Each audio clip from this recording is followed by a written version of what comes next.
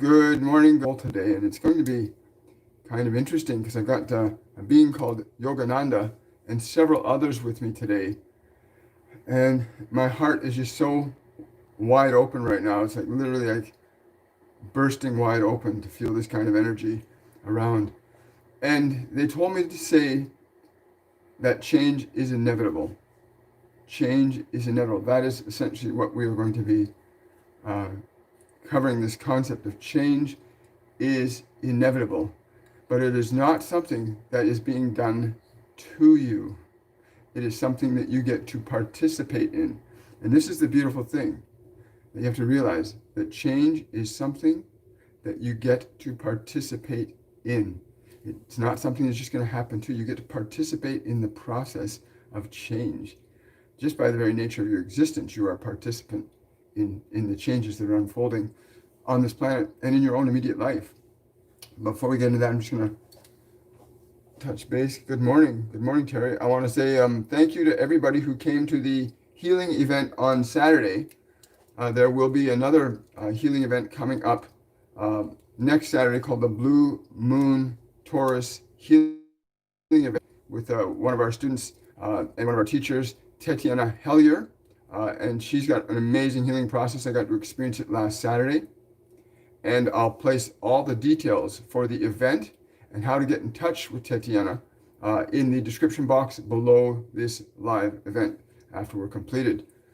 Also, yes, this is a time of healing globally.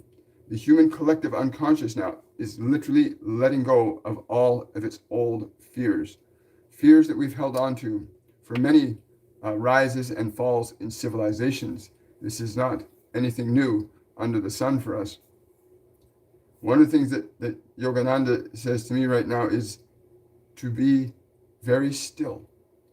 It is important to be very still in order that you can mindfully participate in what it is you need to be while here.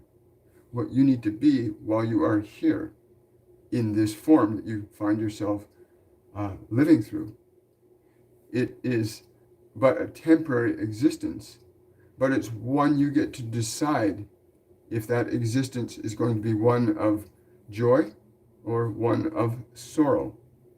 You can be deliberate in your thinking. You can be deliberate in what you do, but this requires that you be silent and aware. Silent and aware. The healing that is happening for our species today is amazing. This is something that's been built up to occur over a long period of time. He says all of the great teachers, all of the great healers, all of the great instructors that exist in the condition of the human realm have been working towards this creation. This is not something that is isolated to your time, but you get to experience the manifestation element of great thinking, great feeling, great loving, great rises and falls in civilization working towards this manifestation. He says there's no way you can put words to that which requires a wordless awareness. There's no way to put words to that which requires a wordless awareness. The feeling I'm getting from him is it's like bliss. It is like true bliss, because it's not a thinking thing. He says we overthink things too much. It is time to stop thinking so that you can begin to listen and hear what we have been saying to you and continue to say to you. But you must close this and close this in order to hear this, the heart, to quiet your mind and to quiet your mouth so that you can actually begin to hear. The gentleness required, the gentleness required in order for you to have a still mind can only be chosen. It is not something that will just happen. You must choose to have your mind be still. You must choose stillness.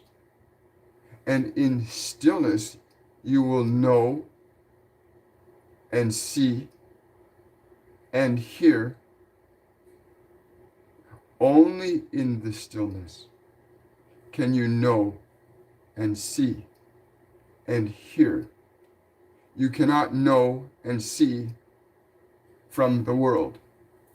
You cannot know and see from a book or what someone else says. You can know and you can see in stillness. In the stillness. And in that stillness of your being, in that stillness, you may ripple the waters of creation. You may participate. And whether you are aware of this or not, you are anyway. All of you are participating in a creation. And the stillness is responding to each and every one of you. What we observe is that most of you aren't aware that you are causing the ripples and the waves of your life by the very nature of what it is you are choosing to think or speak or do. And it is only in stillness that meaningful action can arise. Only in stillness can meaningful thought and action arise. Every great inventor got his invention from the stillness. And he may look very busy on the outside as he goes about building and constructing the invention, but it all comes from that place of stillness where they ask a question and the stillness responds. And learning to ask the proper questions in the stillness becomes very important. Many of you have minds that run on. And so you never get to hear because there's just too much noise. To be in the stillness, you will understand what your role in creation is. The deliberateness of thought, the deliberateness of action necessary for fulfillment requires that you know what you are doing and why you are doing it. And if you have too much chatter and too much noise, how could you possibly hear what is correct from that which is incorrect? It is important to understand that distinction between what is correct and what is incorrect. But you can only make that discernment when you are aware that there are things to be discerned one from another. And this can only be when you are stillness, listening. Stillness, listening. It's really funny because prior to him coming in this morning, one of the things that happened is literally my mind has been unusually very active, like all over the place, getting, worrying about this, actually finding myself caught up in the vibration of anxiety and worry, which is very rare for me. And when I asked him, why is this going on? He said very simply, he said, you have to see just how noisy your mind still is. And it's really true. There is always room for improvement, for learning to quiet our minds. And so I watched as it built up, and as I released it and worked on letting go more and more of it, more and more would come. And I asked, why does it keep coming? If I breathe and I'm quiet and I make it still, why does it keep coming? And he said, It's because you're not done yet. You have not finished. The work is not finished. When it's finished, there will be stillness. But what most people tend to do, he said, is most people, they start their meditation process, or they want to get rid of their anxiety. They decide, okay, I'm not going to take pills or drugs. I'm going to train my mind to be quiet and still. And they start the process, and then all the anxiety, all the stuff that they have to work through comes up. And he says what most people do is they flee. They flee from it. They run. They try to run to safety rather than realizing that they are the safety.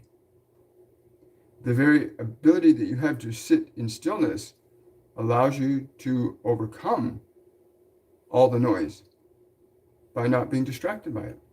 Pay it no heed, he said. Pay it no heed, and you will find that it will leave. It is like an animal that is ignored. Eventually the animal will leave, or it will die from being ignored. You must ignore your thinking machine until it stops, and then you have stillness. And so this is really, really elegantly simple if you understand that all of us have these things called a mind that was given to us by the world. Thoughts, ideas, beliefs, ideologies, philosophies, dogmas. We got all this stuff in our minds, beliefs about the world. And yes, and being able to liberate ourselves from those so that we can actually remember who we are and what we're here for. What are you here for? To come to a realization and understanding that he's saying that can only be done from within the silence. So I was really surprised to have my mind getting active and actually feeling a bit of anxiety, which is, again, very, very rare for me. And realizing, wow, the work's not done yet. I have to deepen my commitment to silence. And he said, yeah, that's exactly what you have to do. You have to deepen your commitment to silence. And in that silence will emerge what it is you are here to do, what you are here to think, what you are here to contribute. It cannot come from what you already know. And they've always said this to me, since they began coming, they've always said that to me. It's important you understand that you cannot get anything new from what you already know. You cannot get a better life focused on your past. You can remember things that you shouldn't do because they're going to cause you pain, but you cannot create a new life out of old things, old emotions, old thoughts, old patterns, old behaviors. We can't create a new life from that. And so this concept of being in the silence that Yogananda brought to me this morning, and again, I'm still feeling the action of my mind wanting to rise up and be like an animal, basically, to rise up and try to be in the position where it has some authority based on what it remembers, not on what is actually happening. The present moment is a scary place for the mind, because the mind cannot exist in the present moment. Your ego, thank you, he says your ego cannot exist in the present moment. It dies and you are born. It dies and you are born in the present moment. And in order to be in the present moment, you must establish silence in your mind. And I'm really excited by this because on the heels of the deliberate healing meditation that was done with Raphael on Saturday, and now we come to this, where it is now the mind to heal the body and then the mind. That was pretty amazing. And I want to thank all of you for your comments from the meditation on Saturday, because it was really powerful. Yes, it was really powerful. And there's more of that coming out. Like I said, I'll be going live this afternoon at 4 o'clock on my YouTube channel with a guest, Tetyana Hellier, who does another healing modality that will simply be quite amazing for you to experience as well. So please join us at 4 o'clock on my YouTube channel, and I'll see you there. But understanding this place of stillness, getting to that place where there is no mind, there is no ego, there is no past, there is no future, there is just this moment. And yes, and it's funny, every time I feel that from him, like he's really allowing me to feel that. And it's surprising how much stuff is still going on in the very far reaches of our minds that we have to let go of in order to really be in the present moment. And yeah, he says I'm still a bit of a beginner relative to where he and others are. And it's true. Can you keep your mind quiet and still for more than 5 minutes? Without a thought, without distraction. Keep your mind and body still and quiet for at least 5 minutes.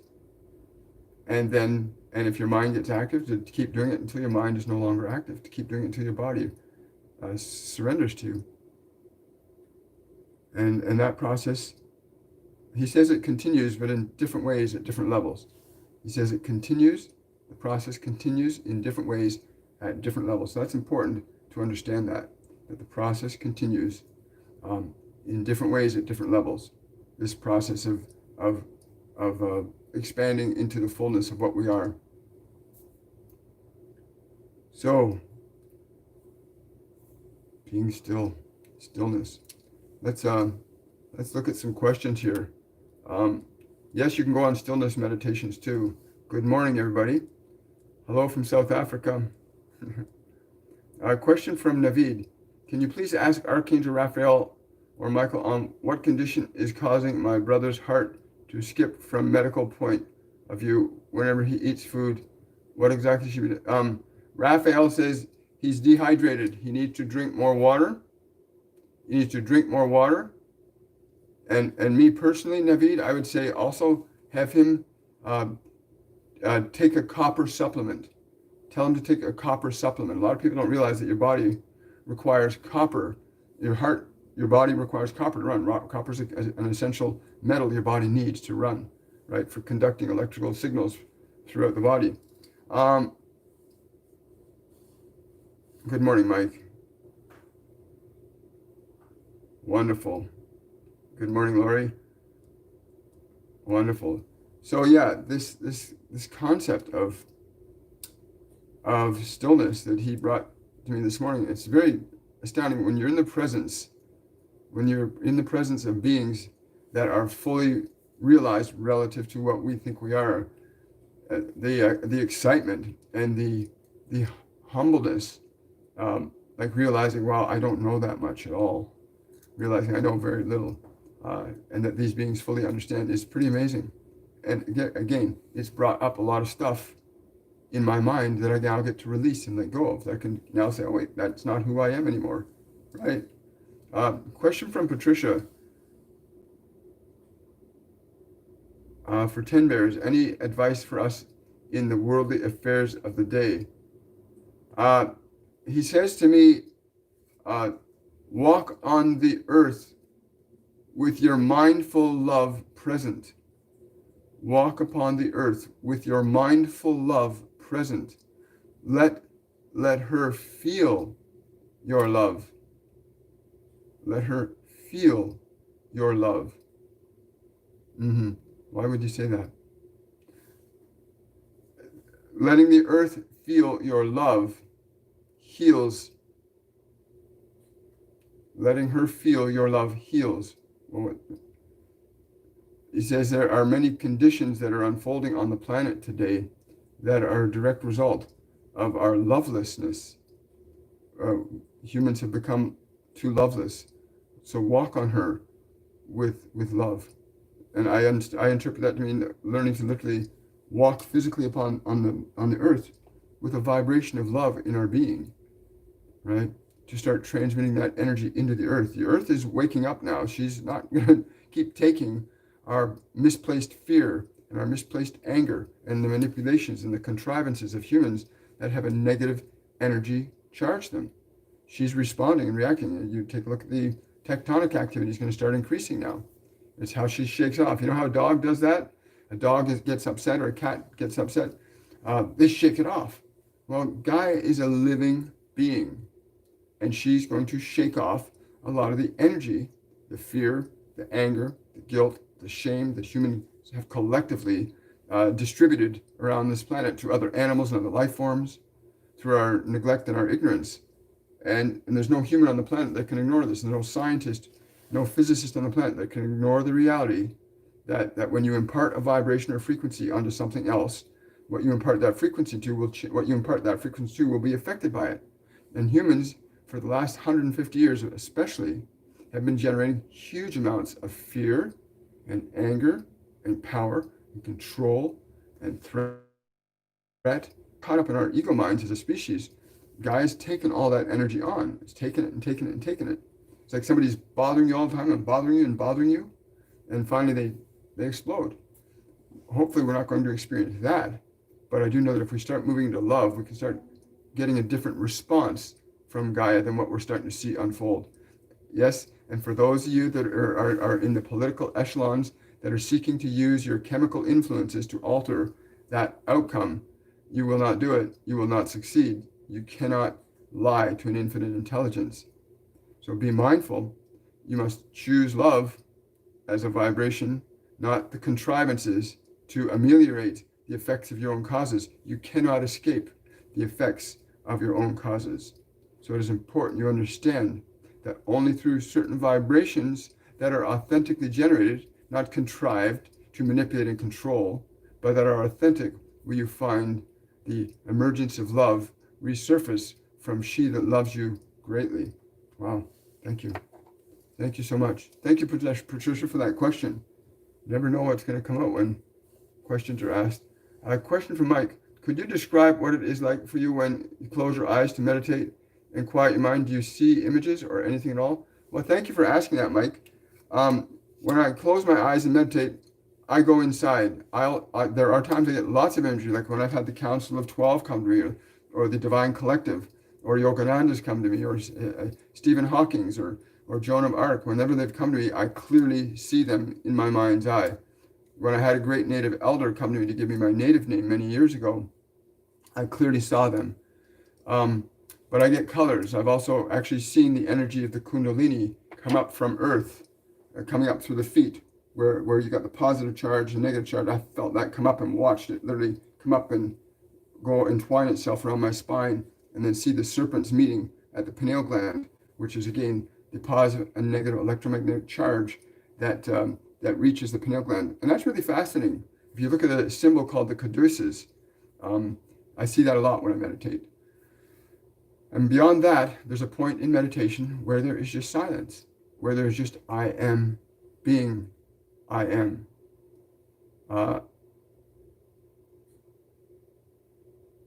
And that is just an experience of being bliss, of being what you are. And there's no analysis required for it. It's just being what you are. Yeah. Yes, okay. Also, they want me to tell you too, there are also times I can call on very specific individuals and they can come to me as well. And everybody can do this. It's just getting your interpretive mind out of the way so that you can actually experience it. Thank you for that, Michael. Question from Blaine. As conduits of light, how does Gaia benefit from us connecting to the grand central sun? The relationship below is that as above. The relationship below is as that above. And what they're showing me right now is that when we draw the energy, when we connect deliberately to Gaia, we can literally connect to the energy of the sun, the actual photonic electrical energy from the sun. And we can bring that in and let the two energies unite in our biology, and it will alter our consciousness.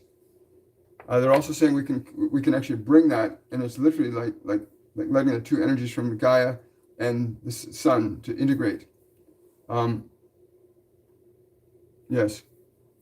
So getting into a process of experience that is really beneficial. I've done that many times on my meditations. I will extend my consciousness up to the sun and give my gratitude to it for life, and then do the same thing with Gaia.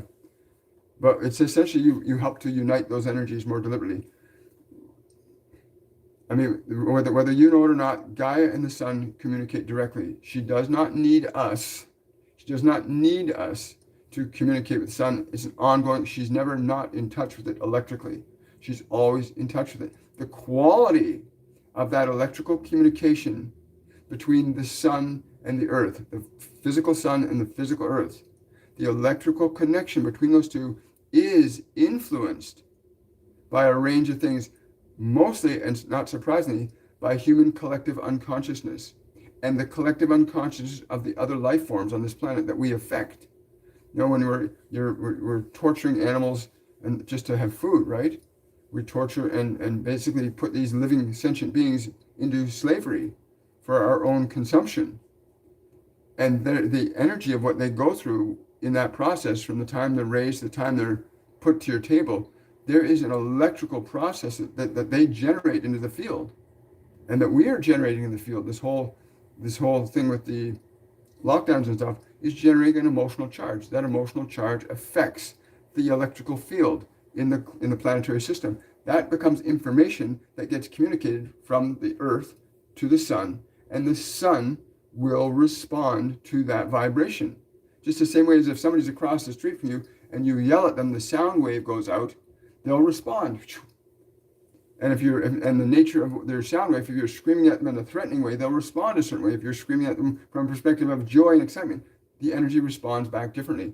So yes, there's a dance going on in our solar system, electrical dance, that's based on the emotional interplay of humans and other life forms that are in our solar system. And there are other life forms in our solar system. Don't kid yourself.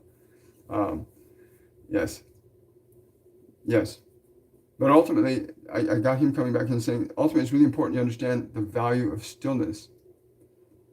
If you can be still long enough to feel what the stillness is between all things, how that state of being affects the experience with you and all things, you'll have a greater understanding of your role.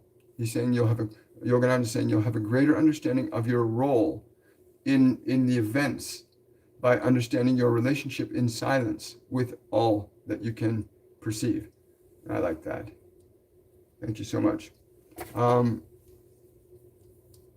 there. Hello there. Hello, I am. Thank you, Zara. I really appreciate that. Thank you so much for that donation. I really appreciate that.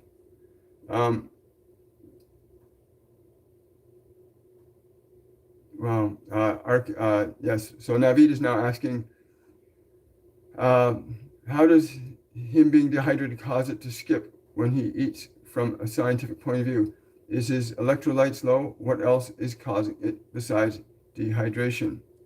Well, there were two suggestions that they gave you.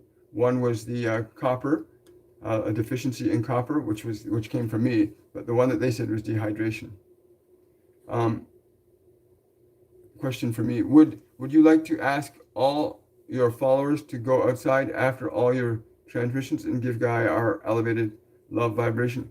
Absolutely, Janine. That's a great thing to suggest.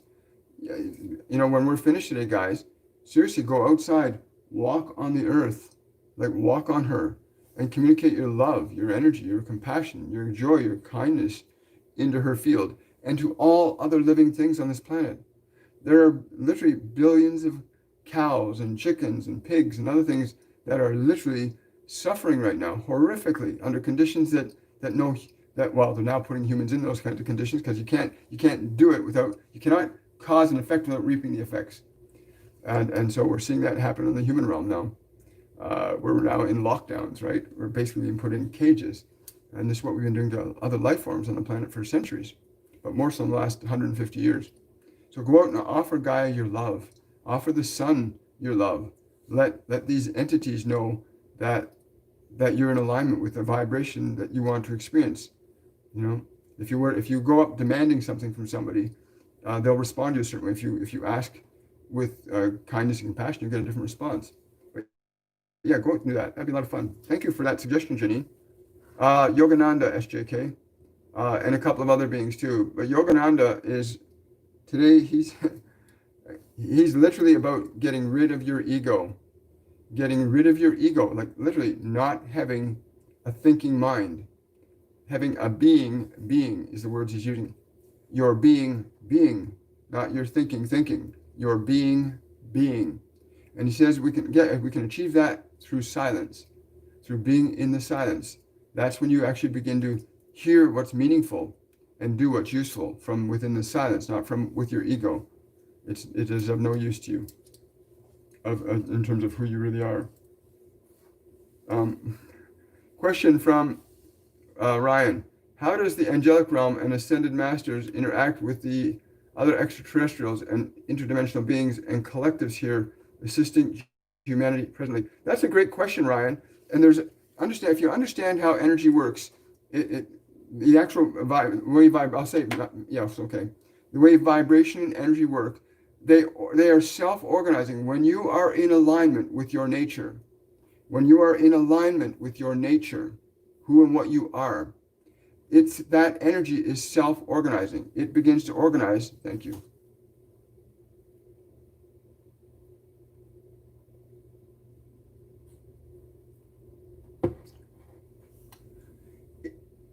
It begins to organize events and circumstances spontaneously. The energy of Master Jesus, the energy of Buddha, the energy of the Pleiadians, if those energies at any point reach a level of resonance, they will interact with each other based on resonance, not based on whim or desire. They don't operate from whim or desire. They operate from a perspective of knowing. They live in the present moment. They've learned to be in the state of being. And from that perspective, there is crossovers when there's resonance, when there's a connection. And that connection is happening with humanity. The crossover and the resonance now is that humanity has been calling for liberation. We're calling now as a species collectively to be free from our suffering. And these beings are coming, converging into time-space with us, to work with us, to help us to relieve ourselves from that which is holding us back, which is fear, guilt, and shame, power, control, anger, impatience. These are all energy that are holding us back as a species. And so there's some crossover when the purposeful actions of these different entities are in alignment with a specific outcome that's in resonance with them. So the Pleiadians can interact with the angels and archangels, the Lyrans, all these other beings, other multidimensional beings. They hit at points of resonance where purpose and vibration meet, where the purpose and vibration meet. It's kind of like you walk down the street and you don't talk to every single person you meet, but if you come across somebody you're familiar with, you go, "Hey, hi, how you doing?" Well, same kind of energy. When there's an energy that's in harmony, in synchronization, then the different beings will interconnect and intersect with each other to help that moment of expression, creative expression in that moment. That's the best way I can articulate what they're saying to me right now in the language that I know, is that it's through a process of resonance. Okay. Great question, by the way. Thank you so much. Question from Janine. Do I have a specific purpose with Gaia? What is our relationship? Love. Love is your relationship, and your purpose comes from that. Love is your relationship, and your purpose comes from that. Wow. Can you be more clear? She who knows what love is, knows what love does. Whatever that means for you, Janine. So if you know what love is, then you know what love does. And that's a very important piece of information to have. If you know what love is, you know what love does. Well, great questions today, guys. Question from SJK. I never felt like my given name suits me. My family calls me by the short version, but if anyone else uses it, it doesn't sound right. What is my real name or a name for me? It's interesting. There are no accidents. Try using the full version of your name. Use the full version of your name. And it's because it's vibrationally. There's also... there are websites you can go to that will help you find a name. But you go through your day and watch the words, watch the names you hear that bring your energy up. Because that's what your name should do. Your name should bring your energy up and keep you grounded at the same time. So you feel expanded, but you feel more present. Thank you. More present. So that your name, when it is spoken or you hear it, should make you feel more present. When I hear my name spoken or I see it written down somewhere, I feel more present. When I hear the name William, I feel really present energetically. And your name is designed to anchor you into the present moment, as all things are designed to anchor you in the present moment, right? Hope that helps, XJK. Question from Terry. Are there any messages for me? There is a trail. I don't know why, but they're showing me a trail through a forest. The trail it's like a gravelly kind of trail, and it has leaves that are all over it. To literally walk through that trail today, to walk through that trail and look to the right and look to the left, but not with your eyes, but with your heart. Wow, cool. Let us know what happens, Terry.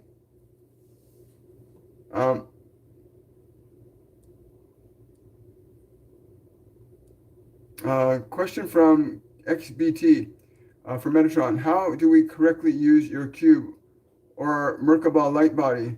What are the benefits? It's interesting you're asking him that question. He's very excited. He always gets excited when people ask him about the cube. Because for those, he says, for those of you that understand that the cube is not a two-dimensional image. It is literally a multi-dimensional image. It does not operate from one perspective.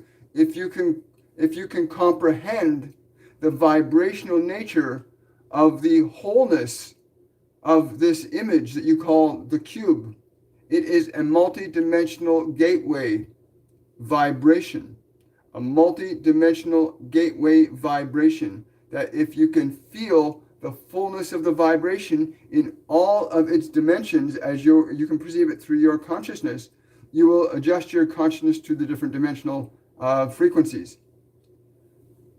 Yes, this is so important. Crop circles are the same way. I'm glad you asked that question, because crop circles are the same thing. They leave all these crop circles. Please understand, crop circles are basically language, information being given to us that is not on a field. It's literally a 4, 5, 6 dimensional image that if you can grasp or comprehend the vibration of it rather than the flat image of it, but if you can comprehend the energy of it, you'll get a knowing of what the meaning is of things. And I think that's exactly what Metatron's just said to you about his cube. Wonderful. Thank you so much. Question from Manoj for Archangel Raphael. I do water fasting even for a day. I get diarrhea so badly that I always have to stop my fasting midway. Why does that happen? And how can I prevent it? He's laughing. He's saying you don't need to do water fasting. You need to. There's something. What is that? He's saying to. I don't know why he's saying that. But he's saying to eat an apple prior to fasting and an apple after fasting. Green apple prior to fasting and a green apple after fasting. And please let us know what unfolds for you. Everybody wants to know, because people that ask questions here, these questions help others. Question from Naveed. My brother says he drinks a lot of water and that he is not dehydrated. Is Archangel Raphael, Michael? Sure, it is not something else. Well, Naveed, he already said that copper, remember. Wonderful. Hello, Mike. Any message for me today?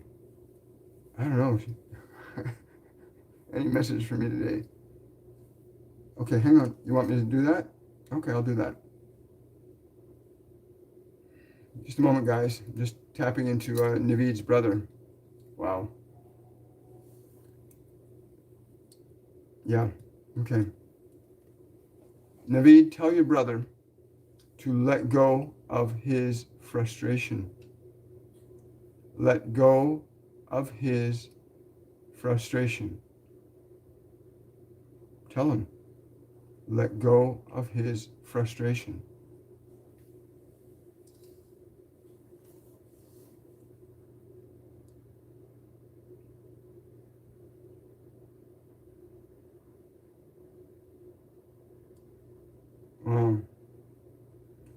Now, Mike,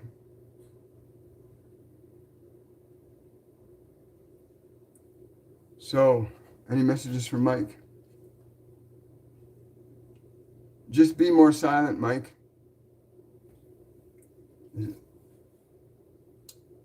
My original sensation was nothing came at all. Nothing came for you specifically, Mike. But that a thought that came to my mind was being silent. And what Yogananda says is this is the message for everyone. To be silent. Not with this, but in here. Quiet all of this down. Your whole species has the opportunity to do this now. Wonderful. Well, guys, I want to thank everybody for showing up today. I want to remind you that I'll be live at 4 p.m. on my YouTube channel and discussing the Taurus Blue Moon Healing event that's happening this Saturday on Zoom, on Zoom. And again, all the information for the Taurus Blue Moon Healing event will be posted in the description box below this video after on YouTube. I want to wish everybody a wonderful and joyful day. Thank you for your questions. Thank you for your involvement, and thank you for your support. I really, really appreciate it. And yes, I get it. So have yourselves a wonderful and a joyful day, and we will see you guys Wednesday at 10 a.m. And again, be prepared. We're going through a huge transition as a species right now. We're literally having to let go of all of our crap. Literally to let go of all of our crap. Anyway, much love, everybody. Have yourselves a joyful day. We will see you on Wednesday. Bye for now. Oh, pardon me. I will actually see you at 4 p.m. today, and then on Wednesday on Shortcuts for Your Soul. So 4 p.m. today, we're going to be talking about the Taurus Blue Moon Healing event coming this Saturday. Bye for now.